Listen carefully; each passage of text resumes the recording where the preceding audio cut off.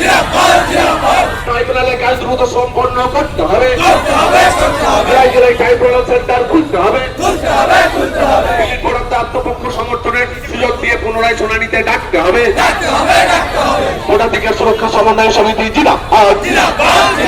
অবিলম্বে ডিলিট ভোটারদের নাম ভোটার তালিকায় তুল।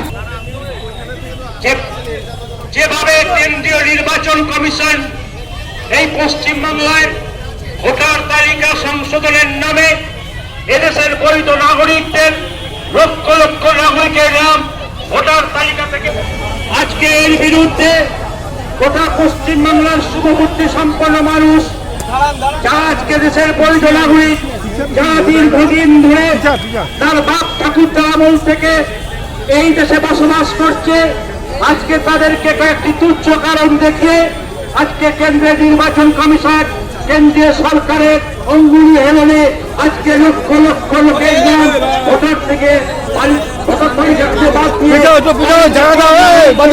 ষড়যন্ত্র করেছে।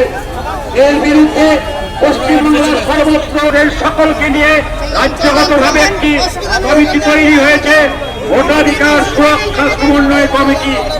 এই সুরক্ষা সমন্বয় কমিটির নেতৃত্বে গোটা রাজ্য জুড়ে আজকে যে সমস্ত ভোটারদের নাম ভোটার তালিকায় বাদ দেওয়া হয়েছে, কারুর ট্রাইব্যুনালে আছে, কারুর সরাসরি বাদ দেওয়া হয়েছে, সেই নামগুলো যাতে অবিলম্বে ভোটার তালিকায় অন্তর্ভুক্ত করা হয় সেই দাবি নিয়ে আমাদের পূর্ব বর্ধমান জেলার ভোটাধিকার সমন্বয় সমিতির পক্ষ থেকে আজকে মাননীয় জেলা শাসক মহাশয়ের কাছে সেখানে সমাবেত হয়েছে। আমরা এখানে ডিএম যখন আমাদেরকে ডাকবেন, আমরা ডিএম এর কাছে এই সমস্ত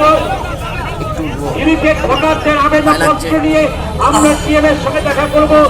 আমরা কোন সরকারের সঙ্গে যুদ্ধ ঘোষণা করতে আসিনি, আমরা এখানে শান্তিপূর্ণভাবে বিক্ষোভ দেখাচ্ছি।